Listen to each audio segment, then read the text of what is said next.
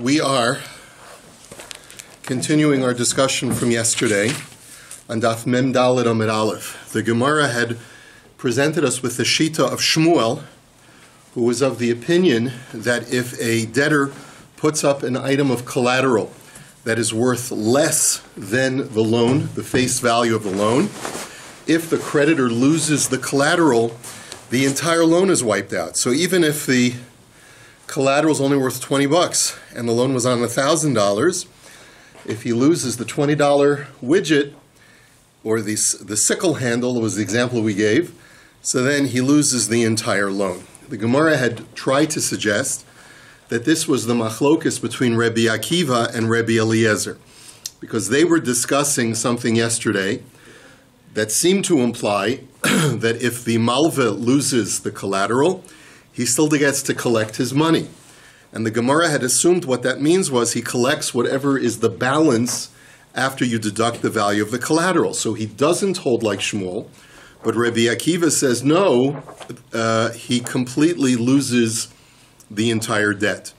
So that must be that they're arguing in Shmuel. So the Gemara's conclusion was no, not necessarily so. Really, in the third line of the Gemara in Mem Daled, V'hacha b'deshavi shir zuzi uv'de Rabbi Yitzchak kamiflagi. Maybe everyone holds not like Shmuel. And really their machlokus is where the collateral is worth $1,000.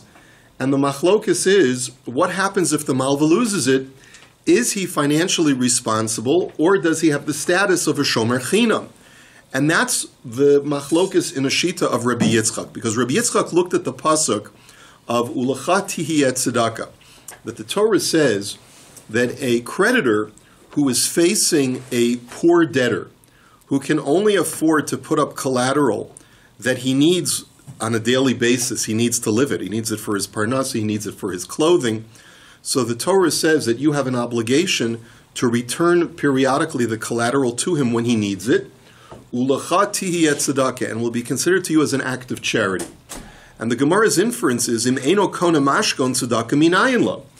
How can you call this an act of charity if the creditor does not own the collateral itself? Charity, by definition, is parting with something that belongs to me and giving it to you. So therefore, Mikan L'Bal Chov Shekona Mashkon. Lema de Rabbi Yitzchak Tanoi. So the Gemara's suggestion is that this is probably what they're arguing about, that Rabbi Yitzchak's halacha is, does the creditor acquire the collateral and does it belong to him? If the answer is yes, that would be Rabbi Akiva's shita. That's why if you lose the collateral, well, that was already yours. You've received payment for the loan, and therefore you're not entitled to collect anything. But Rabbi Eliezer says, no, I'm a shomer chinam. The collateral doesn't belong to me, the creditor. It belongs to you. I'm just watching it for you. And what's the halacha when a shomer chinam claims geneva vaveda? When he claims it was either stolen or lost, he just has to take a shvuah and he's patur. And that's why Rabbi Eliezer says, I'm sorry I lost your collateral, but you still owe me the money. So the Gemara says, V'tispera, Eimar da'amar Rabbi Yitzchak, shemashkano shelo bishas halva'a, mashkano bishas halva'a mi amar. But the Gemara says, now wait a minute.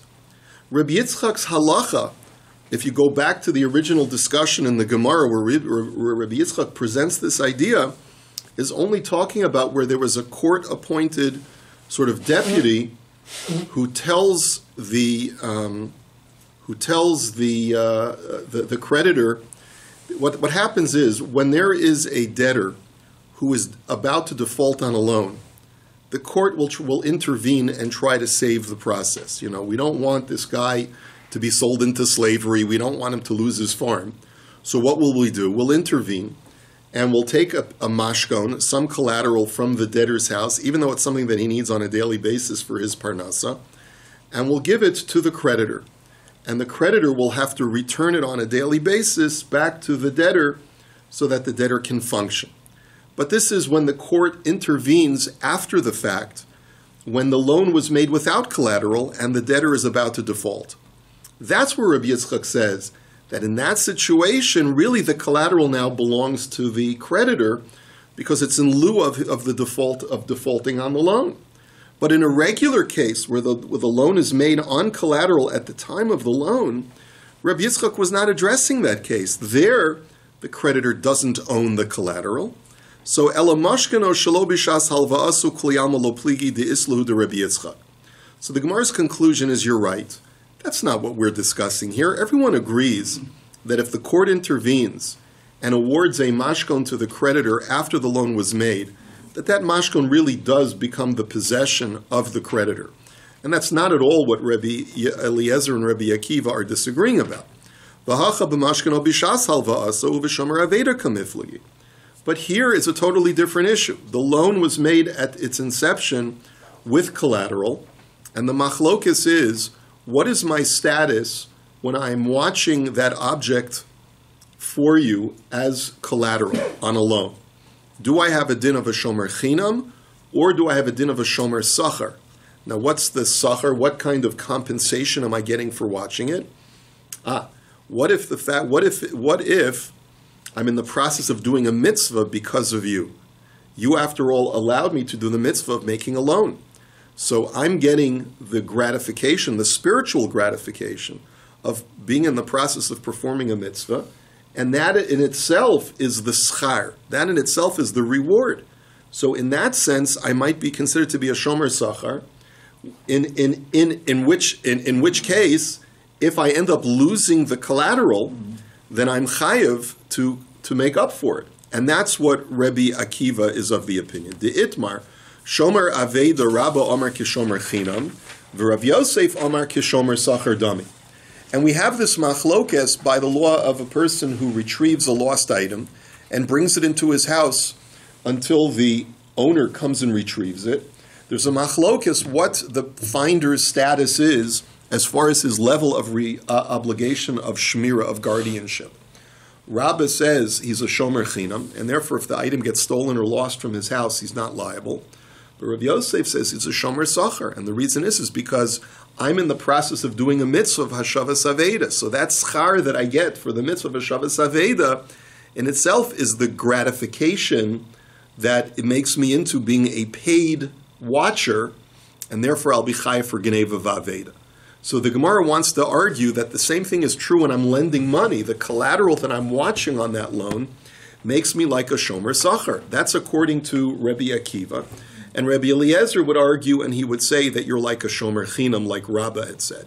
So lema de Rav Yosef tanoihi. So therefore, it would seem that Rav Yosef's idea that you're like a shomer sachar is debated by Rabbi Eliezer and Rabbi Akiva. Is that correct? Lo. B'shomer aveda de kule alma islahu de Rav Yosef. V'hacha b'milva tzarech lamashkon kamiflagi. Mar savar mitzvah ka'abit. Umar savar lav mitzvah ka'abit. So the Gemara comes to a different conclusion. And it says, no, it could be that when there's an unequivocal mitzvah being performed, and in the process of doing that mitzvah, I'm watching an object, then everyone, both Rabbi Akiva and Rabbi Eliezer, would agree that I'm doing a mitzvah, and therefore I'm a shomer sachar, because I'm getting the schar of the mitzvah. And therefore, in a regular loan, where the collateral is just sitting in my house, it could be that both Rabbi Akiva and Rabbi Eliezer would agree that I'm a shomer sachar, and therefore I'm chayav for gneva v'aveda. But maybe this brisa that we quoted that cites a machlokas between Rabbi Eliezer and Rabbi Akiva is a special case of loans, where I lend a person money and I ask for his widget as collateral, and we also arrange that since I can make use of this widget, I will deduct on a daily basis the amount of the loan in lieu of my use of the widget. So for example, let's say your widget is a shovel, and I'm taking your shovel as collateral on the loan. But the truth is, I'm a ditch digger, and I really need an extra shovel for my work.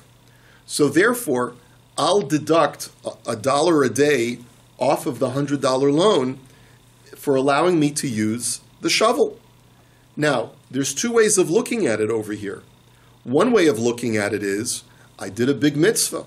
I lent you money. If I really wanted to, I could have just gone to the rental store and rented a shovel for $1 a day. But instead I laid out $100 so that you could have the use of my money, and therefore I'm doing a mitzvah, and therefore I'm still a shomer sachar, and I'm going to be chayav for the loss and theft of the shovel. The other way of looking at it, which is the way Rabbi Eliezer perhaps looks at it in the brisa, is that no, you're a shomer chinam, because you're not doing this, you're not lending the guy the money for the mitzvah, It just happens to be more convenient that you can lay out, let's say, a wad of cash and slowly pay out, slowly use the shovel as, for the payment of the cash. And therefore, the attitude of the person who lent the money is not for the, I didn't lend the money for the mitzvah per se. I lent the money so that I could use your shovel over a period of time, and therefore it's not a mitzvah. And if it's not a mitzvah, I'm really a shomer chinam. I'm not getting any mitzvah benefit from it, and therefore I would be pater for gneva vaveda. Go ahead. Only be a socher. Right. Why wouldn't you be? Or a shovel, He's hiring the use of the shovel. Okay, so in other words, the socher has the same status as the shomer sacher, and so that's the point, is that he's. No, why is Rabbi Eliezer's position? I just don't understand. How can he say it's chinam? It's not free. He's not allowed to use it if he's a chinam. So Rabbi Eliezer's position would be that, let me just see. So, one second. So says Rashi, umenakalo min hachov demei schiras hamashkon. Rabbi Eliezer Savar Kaven de Tzarech Lamashkon Ein Kan Mitzvah Ulanod Sosa Niskavein Vahavi Kish Shomer Chinam. He's like a Shomer Chinam. In other words, granted, he is using the shovel, but it's for his own benefit. So he's the use of the shovel. You're right. He's a socher. He's renting the shovel, and he's paying for that rental. The question is he getting compensated for the loan because he's performed the mitzvah? That's the question.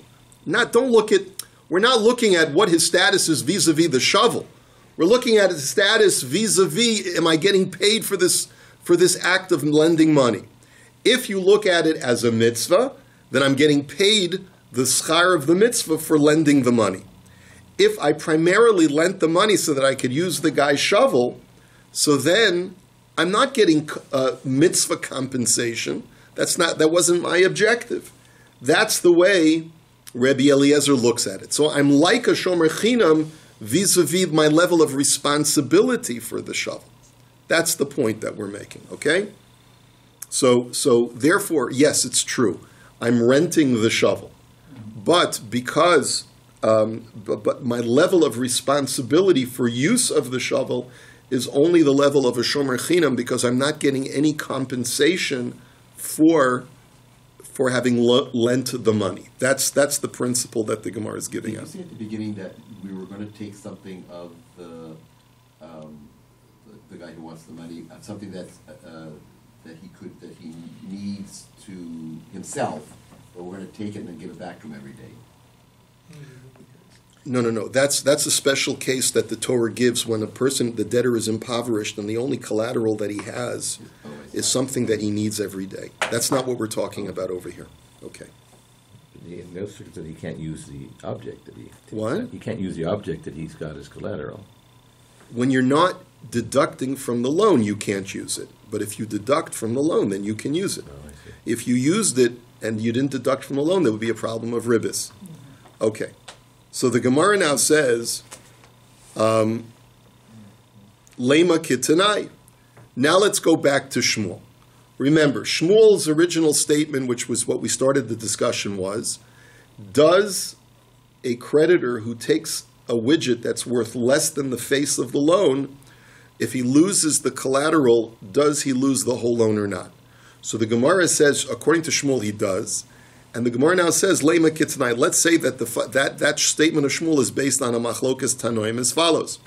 Hamalves chavero al hamashkon v'nichnes shmita, that if a person lends his friend money and he takes collateral, and then shmita comes, af al pi she'eno shave el apalga eno mishabeit divrei Rabbi Shimon ben Gamliel, and Rabbi Yehuda Nasi Omer im haya mashkano keneged chovo eno mishamet v'im lav mishamet. End of Brisa.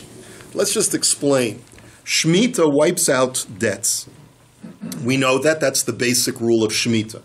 If someone owes me money and I don't collect by the end of Shemitah, the debt is canceled. Now, what happens if I took collateral for that debt? So based on the pasuk, the Torah says that because of the arrival of Shemitah lo yigos, I may not pressure the debtor to pay back the loan.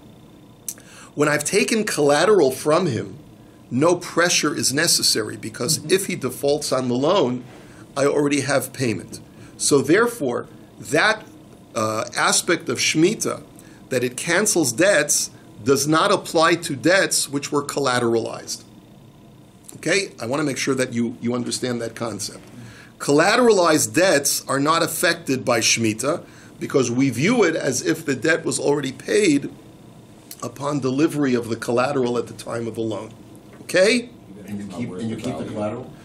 You can either keep the collateral or you can exchange the collateral for the cash that he gives you. So nothing happens? Nothing. That Shemitah is ineffective on loans that are collateralized. Even if it's not worth the value of the... Now wait. Now let's get into our discussion now. So the discussion now is, what if the collateral is worth only, let's say, for example, 3/4 the value of the loan? The loan is for 100, and the collateral is only worth 75. So Rabbi Shimon ben Gamliel, he's the Tana Kama, and he says, Im haya mashkono keneged. I'm sorry. Afilu afal pi she'eno shave ela palga eno mishamet. Even if the collateral is only half the value, Shemitah does not affect the loan. The loan is collateralized, and Shemitah does not affect it. Rabbi Yehuda Hanassi argues, and he says that's only true if the collateral is the value of the loan. But if it's not the value of the loan, then Shemitah does affect the loan and wipes out the loan. Now the Gemara says, let's explain the Brisa carefully. My eno mishamet ka'amar Tanakama. When Rav Shimon Gamliel says that Shemitah does not affect the loan, Shemitah, because the loan is collateralized, what does he mean? Ile mekenegdo. Are you telling me that if the collateral is worth 75, then only $75 of the loan is unaffected by Shemitah, but the other 25 is knocked out? Is that what he means? He says, Michlal de Rebbe Yehuda Nasi Savar Kenegdu Nami Mishamet, Ela Amai Tafis Mashko. He says, but that would imply that Rebbe Yehuda Nasi, who argues, must be of the opinion that even though the guy took a mashkan of $75, but since it was less than the face value of the loan, Shemitah completely cancels the entire debt so that the guy can't collect even a penny and he has to return the mashkan. No point taking them out. So then, if that's the case, then why did he take the mashkan in the first place? What was the whole benefit of taking, what was the whole objective? That doesn't seem to make any sense. Elalav keneged kulo uvid shmul kamiflagi. So we must conclude that the machlokas between Rabbi Shimon Gamliel and Rebbe is as follows. Rabbi Shimon Gamliel holds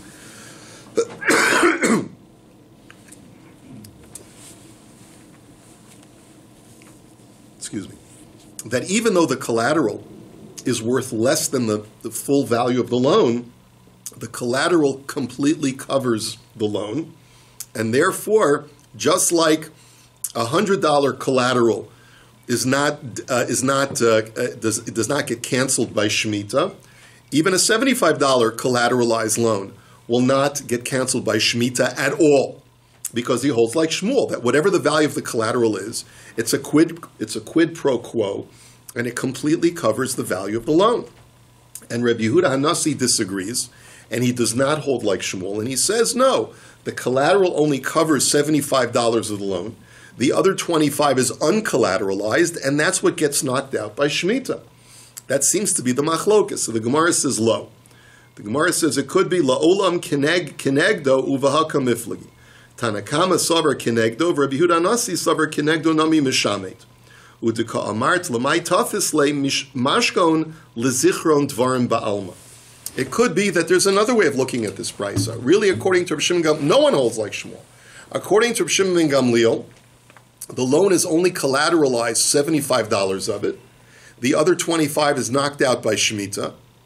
And according to Rabbi Yehuda Hanassi, the entire loan is knocked out because the collateral failed to meet the full value of the loan. But then your question was, well, then why did he take a mashkon to begin with if it doesn't have any effect on Shemitah? The answer is there are other benefits of collateral. Collateral reminds both parties that there's a debt. It just is to remind us both. that there's an outstanding amount of money that's owed. It's got nothing to do with canceling Shemitah or not. Hadron Allah Shvuas Hadayan. We really have to get moving, so maybe ask me later. Kol hanishboin shebatorah nishboin v'lo mishalmin ve'elo nishboin v'nolin. So the topic of the next parak is to teach us that there are certain exceptions to the following rule. The rule is that any time a person is given to take a shavua in Beis Din, it is to not have to get out of having to pay. Get out of having to pay money that he's accused of owing. And like, for example, if a guy's a moda b'miktsas, right, we said he has to take a shvua. The shvua exempts him from paying any more than he's admitted. But there are exceptions to the rule where we impose a shvua called shvuas hanotlin, where the person taking a shvua actually extracts money from the other party as a result of his shvua. Again, these are exceptions. So what are the cases? So ve'elu nishboin v'notlin, hasachir, a day laborer. We're going to explain each one carefully. V'hanigzal, someone who's been robbed. V'hanechbal, someone who's been injured. V'shekenegdo chashad ala shavua, and if the person who would normally have the shvua imposed on him cannot, because he's suspect of swearing falsely. And finally, v'chenvani al pinkaso, a storekeeper on his ledger, and we'll explain what that means shortly. Now we're going to go through each case. Hasocher ketzad. What is the case of a day laborer? Omer lo tein li schari sheyesh li biyadcha, hu omer nasati v'halo omer lo natalti. So, hareze nishba v'notel. So if a day laborer comes to the employer and says, please pay me my wages, the employer says, I already paid you. If there are no witnesses at all, so then the day laborer is believed over the employer, and if he takes a shavua, he can coerce the employer to pay him. Fine, we'll explain why that is. Now Rabbi Yehuda Omer, he disagrees, and he says, Ad shetehesham miksas hoda'ah. Ketzad, Omer lo tein li schari chamishim dinar sheyesh li biyadcha, v'hu Omer his kabalta dinar zav. Rabbi Yehuda says the only time the day laborer is believed with a shavua to extract payment is only if the employer has made a partial admission that he paid only a part of his wages but didn't pay the full amount. So the example is, let's say the employer says, I know I owed you 50 for a day's work, but I paid you 25 already and I owe you another 25. In that situation, since the employer is a moda b'miktsas, we take the shvua that would normally be for the employer to take and we place it on the sachir, on the laborer instead, and with that shvua he can extract the other 25. But the implication, according to Rabbi Yehuda, is that if the employer denies it completely, then the employee is out of luck. Next case, nigzal ketzad. If a person has been robbed, what's the case? Hayu me'idin osu shenichnas lebesu lemashkano shelo b'rishus. Hu omer kelai natalta, v'hu omer lo natalti. Hu nishba v'noita.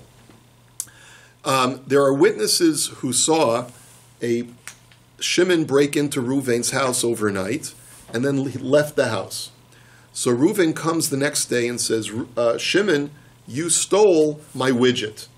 And Shimon says, I don't know what you're talking about. It's true, I broke into your house. Fine, there are witnesses, but I didn't take anything.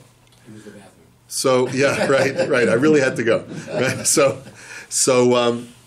But here, since there is testimony that the guy is a breaker or an enterer, right? He broke in. So therefore, he has the disadvantage, and we allow, as long as Reuven takes a shvua to say exactly what he stole, he is believed to extract that value from Shimon. Now, Rabbi Yehuda here also disagrees, and he says, Ad shetehesha miksas hodah. So he says, no, there has to be at least a partial admission on behalf of Shimon, the accused robber. Ketzad, Omer lo shnei kelim natalta, v'hu omer lo natalti ela echad. Whereas, let's say Reuven says, you took 2 of my widgets, and Shimon says, no, I only took 1 widget.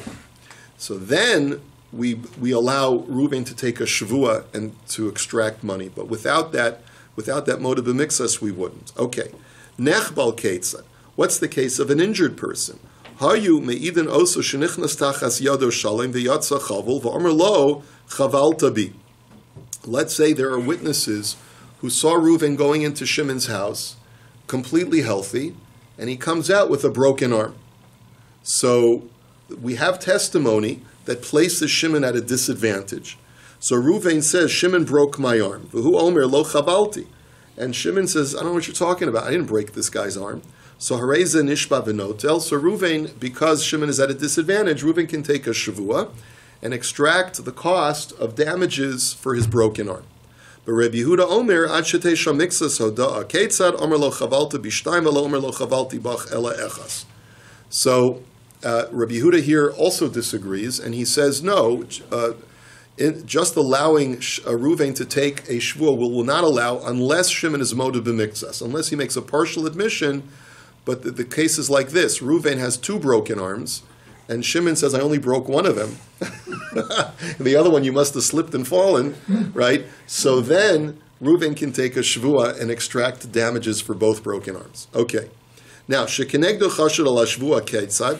The next case we saw of taking a shvuah hanotlin to extract is where the person who would normally take the shvuah is not able to because he's suspect of swearing falsely. What's that case? Echa shvuah ha'edus vecha shvuah ha'pikadon va'afilu shvuah shav.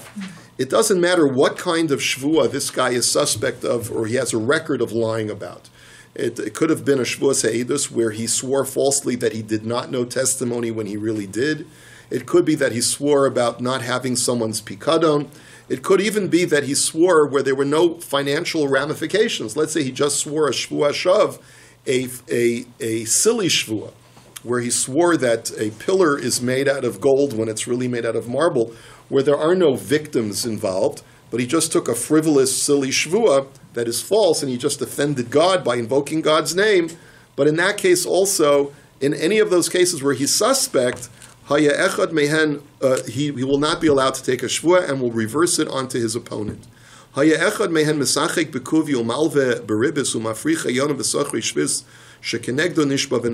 examples of where we won't allow a person to take a shvuah is if he's a professional gambler, he's a dice player, he lends money with ribbis, he's a pigeon racer, again a form of gambling, or he trades in Shemitah produce where it's supposed to be hefker and he makes money off of it, which you're not allowed to do. In all of those cases, since he's clearly a violator of the Torah to some degree, we suspect that he'll lie if he takes a shvuah, and therefore we don't allow him to swear, and we place on his opponent.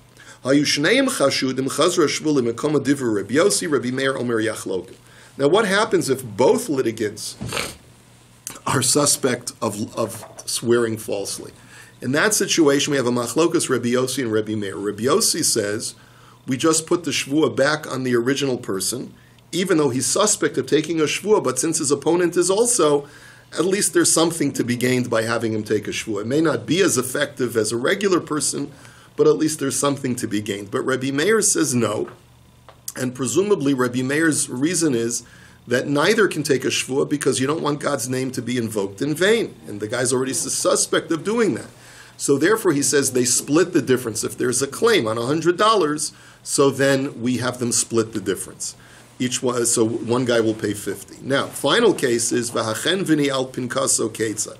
Lo sheyomer lo kasav al pinkasi shata chayev li masayim. We're not talking about a standard case where a creditor goes over to a debtor and says, "You see, it's written on my ledger that you owe me 200 zuz." No. The case is as follows: Ela omer lo tein livni sasayim chitin tein lo poa li selamos hu omer nasati v'hein omrim lo natalna. This is a case that is a very famous case that all yeshiva students learn because it's at the very beginning of Maseches Bava Metzia. It's a case of where I go over to a third party and I say, do me a favor, extend credit to my son or to my worker. I don't have the cash right now, but I'll pay you tomorrow. Give my son 2 bushels of wheat if you're a wheat provider, or if you're a cash provider, pay my worker. I don't have the cash with me today, but I'll pay you tomorrow. Please pay him the cash. And this is done in front of witnesses where I give instruction to the chenveni to do that, to give out that outlay. Tomorrow, I come to pay him, and the chenveni says, I paid out the money, but then the worker comes and he says, I never got paid. So we've got a dilemma here. One of them is definitely not telling the truth, or at least is not telling the facts, stating over the facts accurately. So the employee says, I never got paid. The chenveni says, I paid him out the money. So what's the halacha? So hu nishba v'noitel v'hei nishboin v'nolin. Both the chenveni swears that he paid out the money and he can extract the money from the balabas, and the employee also takes a shvua, and he will also extract a second time from the balabas. So if the payment was $100, the balabas, instead of paying just $100 to his employee, now will have to pay $200, $100 to the employee and $100 to the chenveni, and each one of them takes a shvua. So Amar ben Nanas keitzad elu ve'elu boin lidei shvua shav elahu notel shelo b'shvua ve'hei notlin shelo b'shvua. And ben Nanas is very disturbed by this suggestion, because if indeed they're contradicting each other, either the chenveni paid the employee or he didn't pay the employee. So one of them is not representing the facts. One of them is not telling the truth. So how are you going to tell each one of them to take a shvua? You're going to result in one of them is taking a shvua shav. So how can that be? A false shvua. So therefore, Benana says both of them can extract from the balabas without a shvua. The Ran has a different girsa, and he says the chenveni is the only party to take a shvua, and the employee extracts without taking a shvua. This is where we'll hold it for today. We'll resume in